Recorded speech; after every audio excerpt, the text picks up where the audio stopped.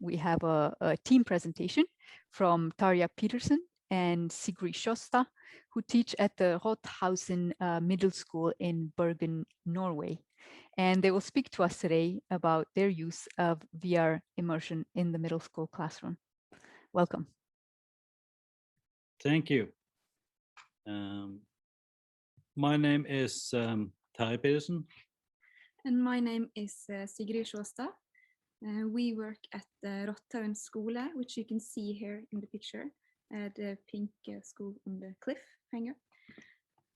Yeah, I teach English as a second language, history and social science at school. And I teach science, that is the natural sciences, and mathematics. In this presentation, we will talk about the project itself, which consists of the Rothaugen Future Learning Lab. We will give examples on how we use virtuality in our classroom with different subjects. Yes, and also how we use this as an alternative approach to assessing and evaluating students, and where we also see that students become great resources and can help build their confidence. Yes, about 2 years ago, we started the Rothaugen Future Learning Lab. We got the grant from our local bank, which we used to buy about 28 Oculus Quests. We have 5 HP Reverb VR glasses. We have about 15 computers, which consist of a lot of different computer games. And then we have about 4 more powerful computers that can run games like flight simulators and so on. And that is a room that's available for all the students at the school, and the teacher can be putting in sessions whenever they want throughout the school day. We're going to give some short example of how we use virtuality in our classroom. We have done a lot of different projects, but I'm just going to give you a brief overview of some of the projects that we've done. This is one of the projects that I've done in English as a second language class, where we have the topic of science fiction. So we read the book Ender's Game, and then we later on played the virtual reality Eternal Starlight. And the purpose was for the students to make their own graphic novel built on this game, which is where they control their own Starfleet, more similar to the history of the Ender's Game. So the students going to make their own graphic novel where they use the game as inspiration, and also they take pictures from the game and use it into their graphic novel. We also read Wolves in the Walls by Neil Gaiman, and the graphic novel. And then after we read it, we played the VR experience Wolves in the Walls. And then the students worked on different tasks, both if they felt that the view of the graphic novel has changed after they played the game, how they were affected by sound and different things inside the experience, and also what was the differences between those two experiences, and if they were to make their own Wolves in the Wall game, would it be similar or would it change? And then we did a lot of different writing assignments towards this task. I've been using it as English as a second language for different purposes. The Keep Talking Nobody Explodes helped me really in the start of the year, because often in Norway, students are a little bit shy to talk English. And the Keep Talking Nobody Explodes game is really, really good at getting the students talking, because in that game, one student has the bomb and the other student have the manual to defuse the bomb. And then they don't see each other, they don't see the bomb, or they don't see the manual, and then they have to be talking in English and try to defuse the bomb. So it's a really, really good game for get students talking. And then we used Ghost Giant for different purposes as a reading prompt, where the students had to write stories for the different characters we met inside the game. They also talked about how they use the different tools inside the game to have the sound affected them, how the lighting affected them, and just looking at, and then looking at the game itself, how are they using the different tools, more like we are looking at a book and how they are using their tools. And then also the students are going to making a YouTube video where they're going to make a walkthrough of the game, mainly to get them talking a lot in English. I've been also using it in social science, where we have been reading, for example, a book called Turning 50 on the Road to Freedom, which is about the civil rights movement in the USA and the Selma voting right march in 1965. And then they have been playing the Traveling While Black, where they really experienced what it was like for Black people to travel in the United States around the 50s, 60s, and all the hardship they experienced. And the students have been telling me that it gives them a lot more connection to the topic. It's a lot more emotional after they've been playing this game, and then they feel like sitting at a table where people are talking, but they really feel engaged to the topic. And that's something that really see that the virtual reality is getting them more involved into the subject. We also have a purpose of trying to get the boys more engaged into the school system. And I feel that this is one of the tools that you can be using to get the boys to get more active. And we have a lot of gamers in our class, and they're really into the virtual reality too, and they're really engaged and motivated when we're using the virtual reality in our classroom. We've been doing a lot of virtual meetings too. We met a lot of different, both students and experts inside virtual reality in rooms like Engage and Roomy and via chat. We have been meeting Black Lives Matter experts, talk to them and doing interview inside of virtuality. We've been meeting students from all over the world, where we've been discussing current events and then just giving the different aspect from what each other culture would mean when we're looking at current events.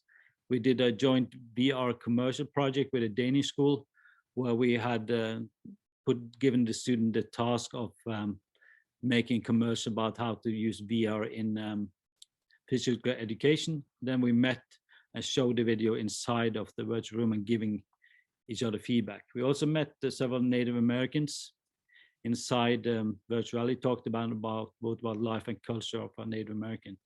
And the students feel that when they're meeting people almost like in real life, they're getting a lot more engaged, and they're really getting into the different subjects.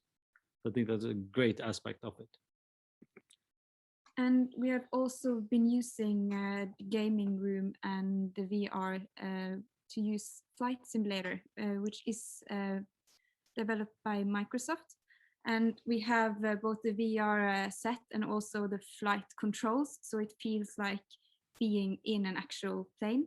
And this we have been using especially towards math and an alternative approach to the math exam. So instead of having this traditional math exam where we have 5 hours where the students solve problems from throughout the year, curriculum throughout the year, and they are assessed on their one-day achievement, we've been trying to have a more process-orientated learning cycle. And we started with collecting a group of students that should learn to master Flight Simulator, because it takes some time and some practice to master it. And also with the virtual reality, it's slightly more challenging, they said. So we had to spend some time doing that. And after they've done this preparation, we come into our the assessment days, where we start with day 1. We are gaming. We are down in our gaming room, spend like 3 hours maybe flying Flight Simulator, maybe picking a route, going somewhere. And then afterwards, they start working on their project. And part of the task is creating a theme and a project to which they will have problems, which they create themselves. And the themes could be my vacation, It could be stranded on a desert island. It could be I'm going to flying academy, or it could be Houston, we have a problem. And all their problems which they create will be connected to this theme. So they are also creating kind of a storyline towards the end of the exam. And on their second day, they are working in groups. This is a group activity. So it's a social learning situation. And they have a session with me as a teacher where I give them a preliminary evaluation with feedback on the work they have done so far and how they can work to progress and get their final results. And on their third day, they come into school and they present their work.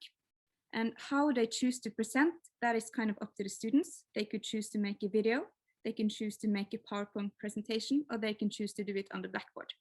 And most of the students did a combination. So they had variety in their presentation. So they start with presenting what they've done. They give us the problems and how they solve the problems. The solutions should be included. And afterwards, they have to defend what they've done, kind of like I would defend a master thesis. I ask questions, and how would you do it if you had this instead? And how did you think? Why did you solve this equation that way? What other things could you think about here? And then we also get them talking about mathematics, not just writing it down. And some students actually excel when they can do things orally as well as writing it down. And part of our feedback from these days were that they found it very fun.